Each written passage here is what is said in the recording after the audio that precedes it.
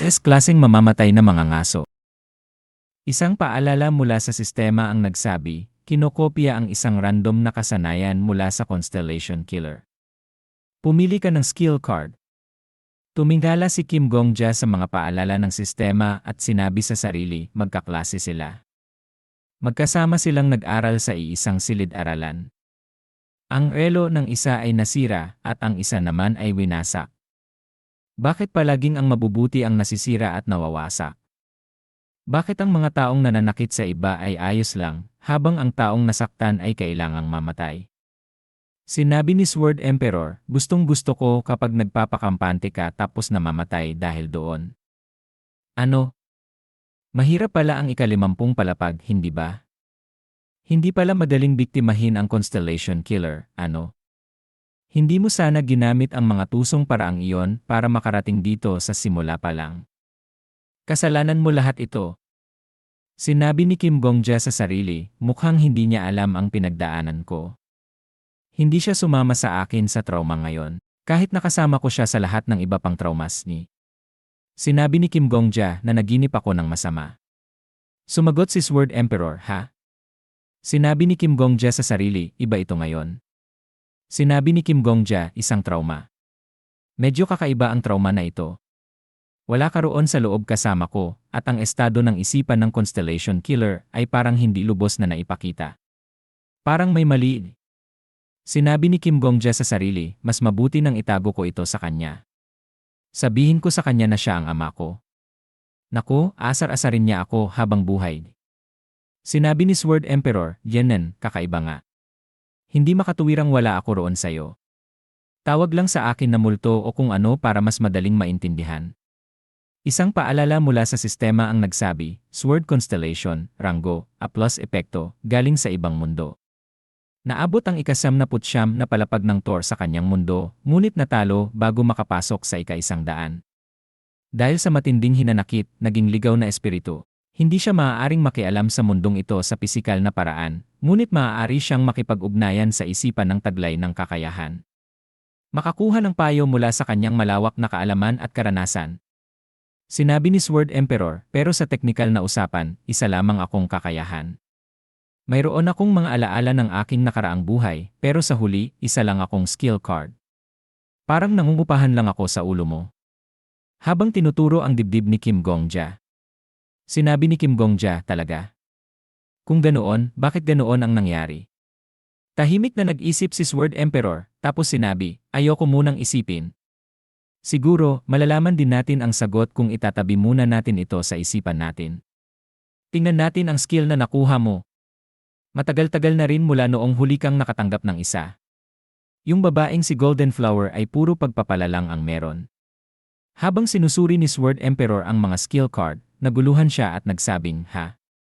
Aba, ang daming magagandang kasanayan ng taong ito. Isang paalala mula sa sistema ang nagsabi, Puppeteer's Parade, Rango, La Epekto, matagal nang may isang matandang puppeteer sa isang mundo. Siya'y marupok at takot magmahal, pero takot ding mag-isa.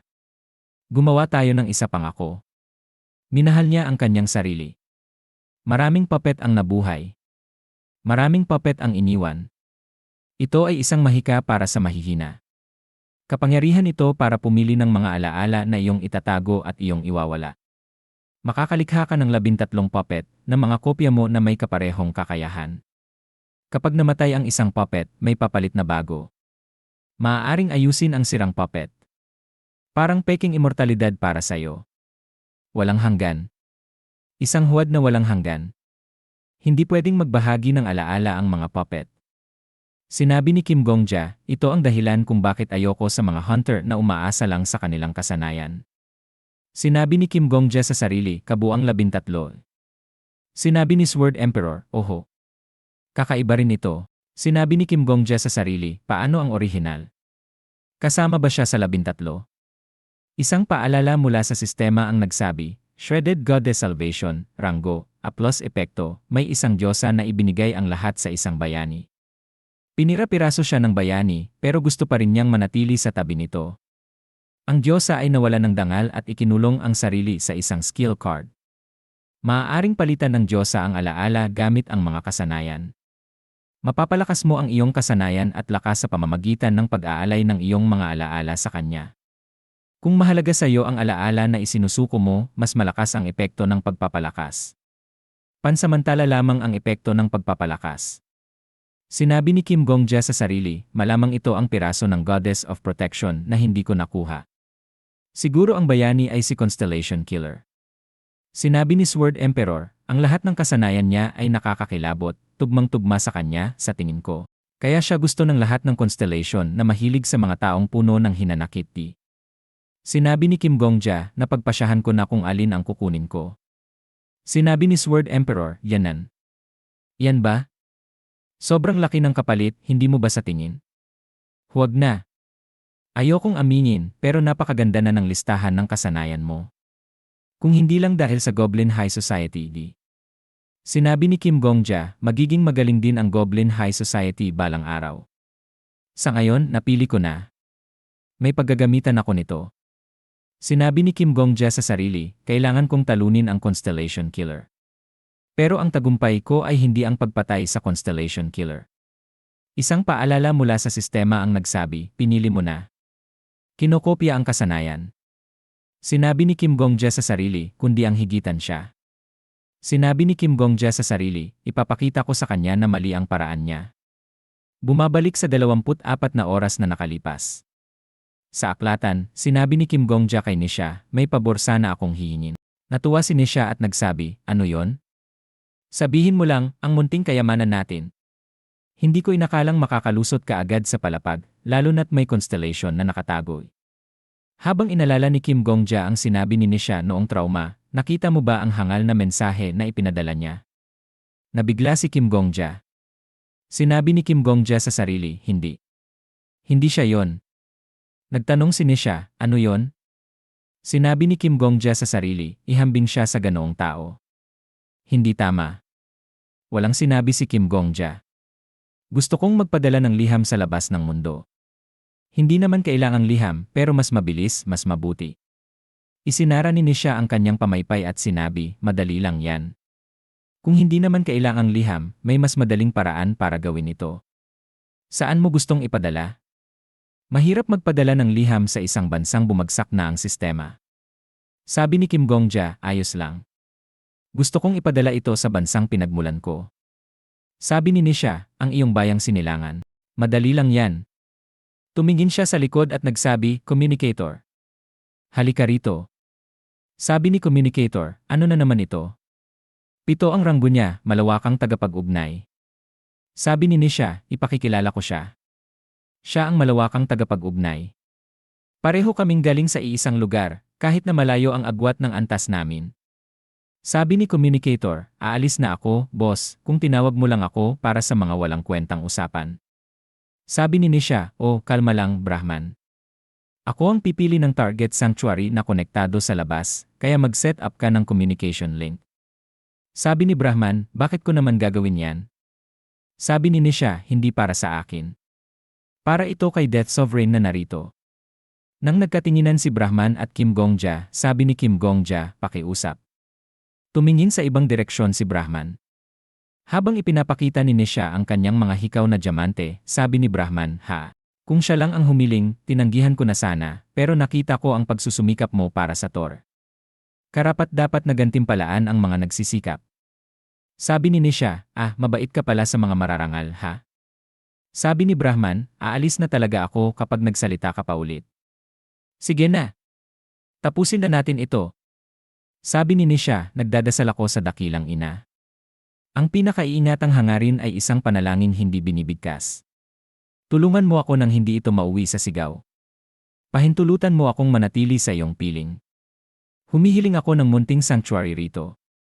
Sabi ni Brahman, ibigay mo ang iyong cellphone. Inabot ni Kim Gongja ang kanyang lumang cellphone kay Brahman, at kunwaring marunong gamitin iyon si Brahman habang sinasabi, ikonekta. Link. Nagiging tunog ang ingay kapag naririnig ito ng iba. Mga taong narito, mga taong naroon. Lahat ng bagay sa ilalim ng araw at kalikasan ay umaawit at nagsasanib.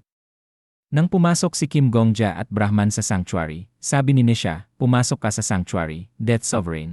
Sabi ni Brahman, sasagot sila kapag tinawagan mo at magre-reply sila kapag sinulatan mo. Iba pa ang bayad sa tawag, pero ako na ang bahala roon.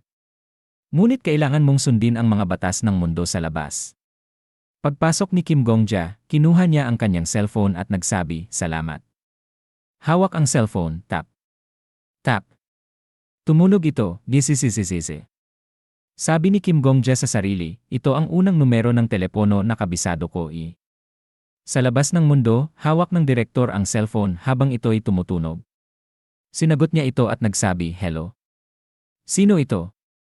Sabi ni Kim Gongja, "Direktor, ako ito." "Gongja." Sabi ng direktor, "Aba, matagal na nating hindi nagkita. Inaasahan kong tatawag ka balang araw. Nakita ko na maayos ka naman ngayon." Sabi ni Kim Gongja, "Pasensya na at ngayon lang ako nakapagpakita." Sabi ng direktor, "Nasa edad ka na rin para abalahin ng buhay." Ubo. Minsan, may mga taong hindi ko kilala na bumibisita sa ampunan at nagtatanong kung galing ka raw doon. Akala ko noon may ginawa kang masama. Pero agad kong na-realize na mali ako nang ipakita ng kaibigan mo ang video mo. Death Sovereign ba? Astig na pangalan. Sabi ni Kim Gongja, "Hindi ako ang pumili niyan. Thor ang may gawa ni." Sabi ng direktor, "Sige. Nakakagaan sa pakiramdam na marinig ang boses mo." "Gongja, may problema ba?" Tahimik na nakinig si Kim Gongja at saka nagsabi, "May itatanong lang ako." Sabi ng direktor, "Sige lang." "Gaano kaseryoso?" "Sabihin mo muna." Sabi ni Kim Gongja, "Sobrang seryoso. Marahil ito na ang pinakaimportanteng usapan na naranasan ko kasama ka ni." Sabi ng direktor, "Sandali lang. Bigyan mo ako ng 2 minuto. Hindi, 3 minuto. Kukuha lang ako ng kape at aayusin ang sarili ko." Sabi ni Kim Gongja sa sarili, kitang-kita ko na siya sa isipan ko. Gaano ba kahirap? Ang daanan ang lahat ng kasamaan para lang may isang mabuting tao na mabuhay. Sabi ng direktor, "Sige. Nakaupo na ako. Pwede ka nang magsalita. Nag-aral ka ba sa Shinseo Middle and High School?" Sabi ng direktor, "Graduate din ako ng Shinseo High." Mukhang kilala pa rin ang eskwelahan hanggang ngayon. Sabi ni Kim Gongja, "Ikaw ba ang class representative noong 2nd taon mo?" Sabi ng direktor, "Ilang dekada na rin ang lumipas." Sabi ni Kim Gongja, "Noong ikaw ang class rep. May masamang nangyari ba sa rooftop ng school building?" Sabi ng direktor. Sabi ni Kim Gongja sa sarili, "Hindi lahat ay bangungot lang." Sabi ng direktor, "Hindi ko siya nakausap ng maayos, pero Sabi ni Kim Gongja sa sarili, "Ang mga pasilyong dinaanan ko. Ang mga kadena sa pinto ng rooftop na tinitigan ko. Ang tigang na school field. Ang lumang bahay. Lahat." Sabi ng direktor, "Pakiusap, huwag kang mamatay. Pakiusap. Sama-sama tayong mabuhay." Sabi ni Kim Gongja sa sarili, "Tanging ang wakas lang ang hindi totoo. Ang mga bagay na dapat ay hindi totoo, iyon ang naging realidad." Sabi ni Kim Gongja, "Naaalala mo ba ang pangalan niya?" Sabi ni Kim Gongja sa sarili, "At ang kwentong dapat ay totoo, ay isa lang palang panaginip." Sabi ng direktor, "Kim Yul." Kim Yul ang pangalan niya. Sabi ng direktor, "Katulad ni Kim Yul, nakuha ko rin ang pagkakataong makapasok dito sa pamamagitan ng scholarship." Sabi ni Kim Gongja sa sarili, "May isang batang nabuhay ng ganoong klaseng buhay." Sabi ng direktor, "Pasensya na. Pasensya na, Kim Yul." Sabi ni Kim Gongja sa sarili, "May isang taong nabuhay na ng ilang dekada mula noon. May gusto ka bang ipatranslate pa?" Sabi ng direktor, "Saan mo narinig ang kwentong iyon? Akala ko walang nakakaalam tungkol doon." Sabi ni Kim Gongja sa sarili, "Matalino siya para makakuha ng scholarship. Nag-aral siya imbes na matulog. Nangarap siya ng isang magandang kinabukasan para sa sarili. Pero ang taong iyon ay kailangang masaksihan ang mga hindi makatawid na tanawin. Sinabi ng kanilang guro noon, pag-isipan mo ang iyong mga prioridad. Walang nagmamalasakit sa iyo. Walang-wala." Sabi ni Kim Gongja sa sarili, ang mga pagpipilian na maaari niyang gawin ay kinuha sa kanya. Para sa direktor, ang natitirang buhay niya ay isang paraan lang para patunayan ang isang bagay, na noong panahon na yon, may batang tinatawag na Yul na buhay. Sabi ni Kim Gongja, "Direktor, narito siya." "Narito si Kim Yul." Sabi ng direktor, "Ano nang sinasabi mo?"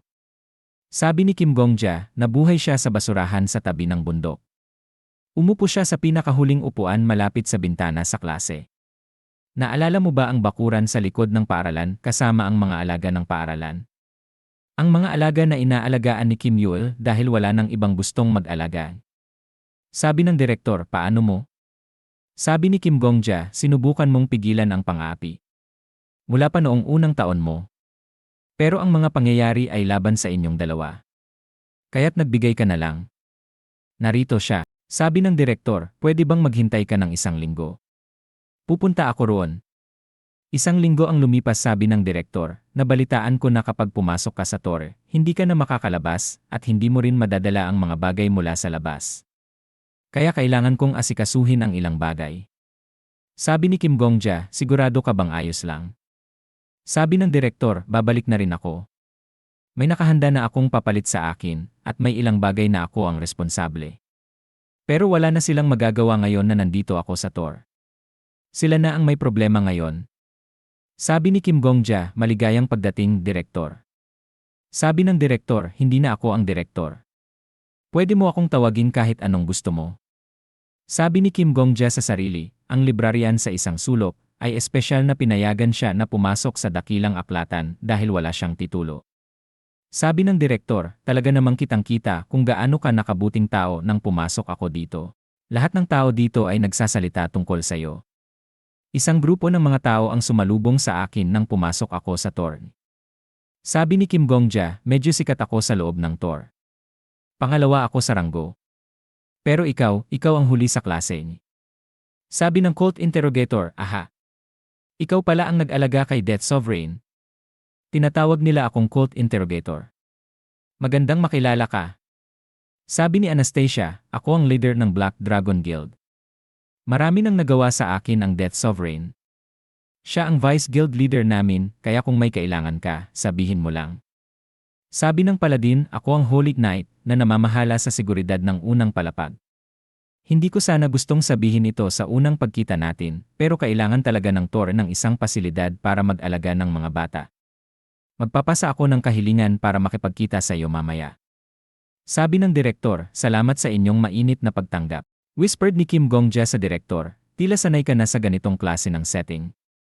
Sabi ng direktor, isa sa mga batang galing sa henerasyon mo sa pasilidad ay naging miyembro ng kongreso. Nang mangyari iyon, maraming tao ang dumaan sa aming ampunan. Sabi ni Kim Gongja, ha? Sino? Sabi ng direktor, si Kim Hanbiha. Naalala mo siya? Nagbago siya ng pangalan. Sabi ni Kim Gongja, pero siya ay tanga. Ano ang bagong pangalan niya?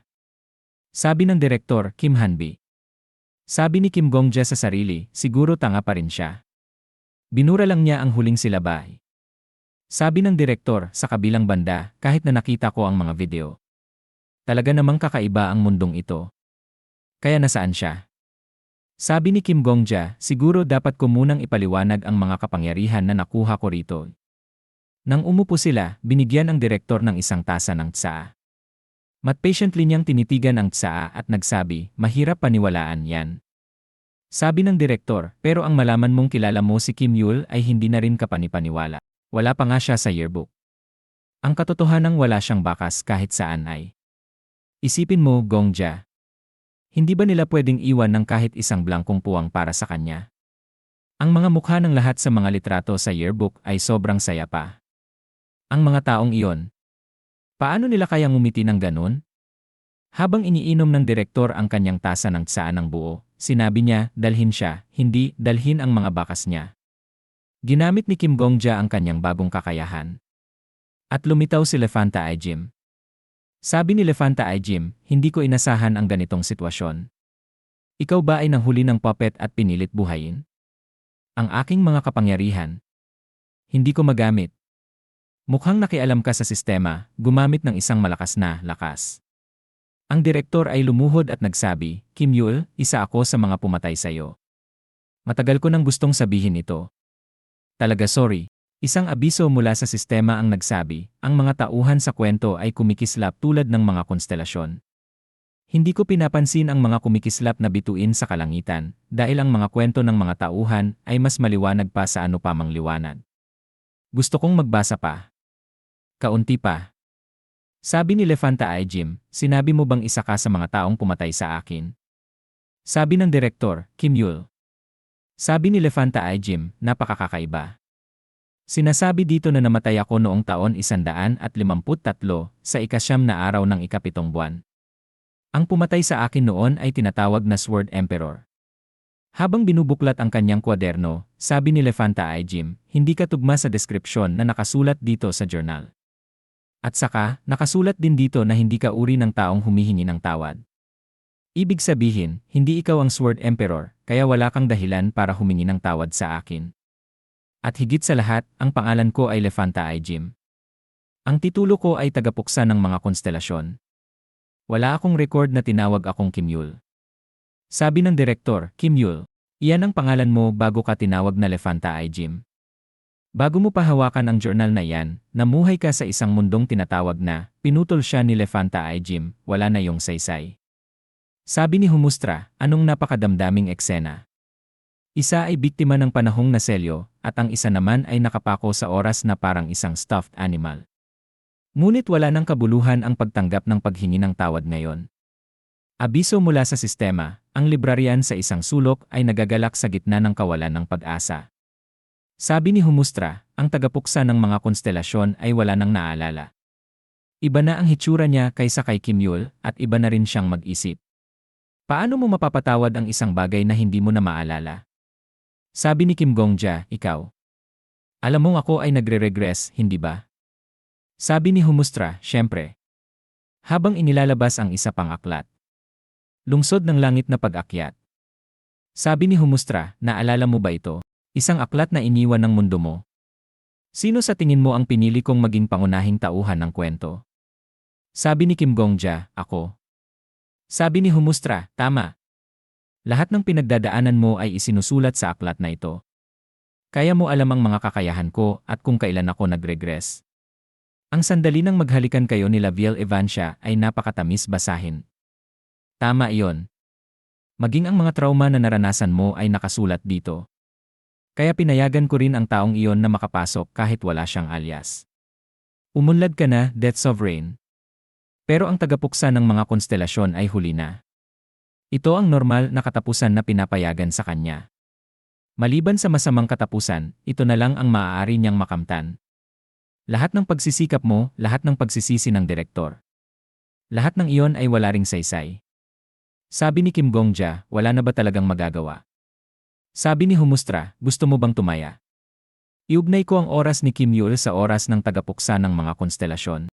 Tulad ng naging Lefanta ay Jim si Kim Yul, gagawin ko ring si Kim Yul ang tagapuksa ng mga konstelasyon. Sa ganitong paraan, matatanggap niya ang paghingi ng tawad. Sabi ni Kim Gongja, sinabi mong isa sa mga paborito mong tauhan ang tagapuksa ng mga konstelasyon, kaya tumulong ka. Tulad ng pagtulong mong mapasok ko ang epiko ni Lefanta ay Jim. Sabi ni Humustra, ano nang mapapala ko kung tutulungan kita pero mabigo ka? Sabi ni Kim Gongja, maaari mong gawin ang kahit anong gusto mo sa akin sa loob ng 10 taon. Sabi ni Humustra, kahit ano? Sabi ni Kim Gongja, kunin mo ang mga kuko ko, pilik mata, kahit ano. Pwede mo akong laruan ng 10 taon.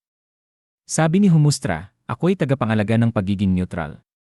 Pero ibang usapan na kung mismong karakter ang humihiling ng interbensyon ko. CJ, tutulungan kita. Pero kapag nabigo ka, akin ka sa loob ng 10 taon. Gulat na sinabi ng Sword Emperor, hoy. Baliw ka na ba? Bakit ka tataya ng ganyan? Sabi ni Kim Gongja, ayos lang. Sigurado akong mananalo ako. Sabi ni Kim Gongja sa sarili, matagal kong pinag-isipan kung bakit umiiral ang Thor. Sabi ni Kim Gongja, gumawa tayo ng isang pelikulang coming of age. Sabi ni Lefanta ay Jim, ano? Sabi ni Kim Gongja sa sarili, dahil sa pag-iral ng Thor, ang mga taong tinalikuran ng mundo sa labas ay nabigyan ng panibagong pagkakataon sa buhay. Sabi ni Kim Gongja, tagapuksa ng mga konstelasyon, hindi mo kayang tanggapin ang paghingi ng tawad ng direktor dahil wala kang alaala ng nakaraang buhay mo. Pero palagay ko, kung posible man ito, gusto mong tanggapin yon. Sabi ni Lefanta ay Jim, tama ka. Sabi ni Kim Gongja, direktor, kung maari kang humingi ng tawad kay Kim Yul. Sabi ng direktor, handa akong ialay ang kaluluwa ko para doon. Sabi ni Kim Gongja, salamat. Librarian, kasama ko, ang tagapuksa ng mga konstelasyon at ang direktor, lilinisin namin ang susunod na yugto. Sabi ni Humustra, huli man, pero dito ba natin sisimulan ang kwento natin, ganon ba? Sabi ni Kim Gongja, hindi. Pipiliin kong gawing susunod na yugto ang aklat na ito, ang lungsod ng langit na pag-akyat. Humustra ang nagsabi, hindi ko maintindihan. Ang lungsod ng langit na pag-aakyat ay nangyayari na dito mismo. Walang saysay na gawin pa itong isang yugto. Sabi mo ako ang pangunahing tauhan ng aklat na yon. Dalhin mo kami sa isa sa mga pangyayaring pinagdaanan ko. Tinanong ni Humustra, alin doon? Sabi ni Kim Gongja, trauma. Tama ka. Ang trauma na pinagdaanan mo ay naisulat din sa aklat na ito. Nagpatuloy si Kim Gongja, ang trauma ni Lefanta ay Jim ay nagtapos sa trahedya. Isa itong ilusyon, ngunit lahat ng tauhan ay kinuha ng kawalan. Ayon sa iyong pagkakakategorya, ang trauma na iyon ay isa ring perpektong pagkagunaw. Kaya dalhin mo kami sa apocalypse ng Shinseo Middle and High School. Si Constellation Killer bilang si Kim Yul, ang direktor bilang class representative, at ako bilang ang bully. Pahintulutan ng immersion system din. Habang nasa 1% ang pagsasanib. Isinip ni Kim Gongja, kung si Constellation Killer ay lubos na mararamdaman ang damdamin ni Kim Yul, ang alaala ni Kim Yul ay maililipat sa Constellation Killer. Sabi ni Humustra, Death Sovereign, alam mo ba ang sinasabi mo? Namatay si Constellation Killer sa mundong iyon. Iniwan siya ng mundo. Ang ipadala siya roon muli upang makuha ang alaala ni Kim Yul, iyon ay malupit di. Sagot ni Kim Gongja, totoo. Ngunit hindi ba yon ang uri ng kwento na gusto mo? Alam mo ba kung ano ang tunay na kalupitan? Ang mga taong nabuhay sa mundo ng Chronicles of the Heavenly Demon. Ang mga naging Jiangshi na nawala ang kanilang mga bituin dahil kay Constellation Killer. Iyon ang malupit. Sabi ni Humustra, iyon ba ang dahilan kung bakit mo gustong ibalik ang lahat ng alaalang iyon kay Constellation Killer? Upang siya ay magsisi para sa lahat ng nasakripisyo dahil sa kanyang mga gawa. Para man lang sa mga tao ng mundong ako ang nagpasan. Alam mo na ang landas na ito ay patungo sa impyerno. Alam ko ang mga wakas ng mga sumunod sa parehong landas tulad mo. Sila. Hindi ko pwedeng sabihin ito. Nagpatuloy si Humustra, ang trauma na pinangarap mo ay isa lamang ilusyon. Kahit ayusin mo ang wakas nito, hindi ito maaaring maisulat sa opisyal na kasaysayan. Mas katulad ito ng isang spin-off. Kahit ako ay hindi pa nakakabasa ng ganito, kaya hindi ko alam kung paano lalabas ang yugtong ito. Ha? Ito ay ikalawang banal na anino ni Zrakwa. Aha, naiintindihan ko. Akala ko ang paggamit ng trauma upang likhain ang isang mundo ay masyadong sobra, kahit pa isang gintong kontrata, ngunit may isang napakahalagang nilalang ang nanghimasok. May tagahanga ka palang ganoon. Marami ang maiinggit eh. Humustra ay napabuntong hininga. Mukhang hindi ko mapapanood ang kwentong ito. Ang mundong ito ay naging teritoryo na ng may-ari. Enen, kabutihan. Mag-iwan ka ng tala kapag natapos na ang yugtong ito. Sige na. Ang dali mong kausap, aming mahal na payaso. Idineklara ni Humustra, ang Death Sovereign, ang Constellation Killer, at ang tagapangalaga ng Death Sovereign, pumili ako ng 3 taong ito upang maging mga bagong tauhan ng Heavenly Ascension City, spin-off. Pagdilat ninyo, kayo ay nasa mundo bago pa maantala ang serialization ng spin-off. Ngunit mag-ingat. Lalo na ikaw, Death Sovereign. Napansin ka ng isang makapangyarihang nilalang. Tinanong ni Kim Gongja, ano ang ibig mong sabihin? Sagot ni Humustra, ang Thor ay hindi nakakalimot. Ako ay sumisilip lamang sa iyong nakaraan sa pamamagitan ng nakasulat sa aklat, ngunit ang Thor ay tunay na nakakaalala sa iyo. Alam din nito na dinaya mo ang iyong pag-akyat sa ika-50 palapag. Dahil nilabag mo ang mga patakaran ng Thor, may parusa ka. 3 tanong ang ibinibigay sa iyo ng Thor. Tunay mo bang pinagkakatiwalaan ang iyong tagapangalaga at si Constellation Killer? Naniniwala ka ba na ang iyong tagapangalaga ay hindi mabibigatan ng guilt? Maaaring madaig ng paghihiganti si Constellation Killer at hindi niya mapatawad ang iyong tagapangalaga. Tunay mo bang pinaniniwalaan na maaaring makarating ang dalawa sa isang wakas na naiba sa opisyal na kasaysayan? Gaya ng sinabi ng direktor, paumanhin. Hindi ko nais na saktan ng isang tulad mo. Sabi ni Humustra. Kung ganoon, patunayan mo. Kahit hindi ikaw ang magpapatunay. Naglabas ng system notification, ikaw ay nakatanggap ng matinding parusa. Ilalagay ka sa mundo 1 taon ng mas maaga kaysa sa iba. Mas malalim ang magiging immersion mo sa tauhan mula sa simula. Ang kasalukuyang antas ng immersion mo ay 75%. At dito na nagtatapos ang video natin ngayon. Maraming salamat sa panonood, sobrang na-appreciate ko kayo lahat. Kung nagustuhan nyo ang content, huwag kalimutang i-like at mag-subscribe para hindi nyo ma-miss ang susunod na mga videos. May gusto kayong sabihin o may tanong? Mag-comment lang sa baba, gusto kong marinig ang opinyon nyo. Hanggang sa susunod mga kagoto. Stay awesome, stay curious, at kita-kits sa next video.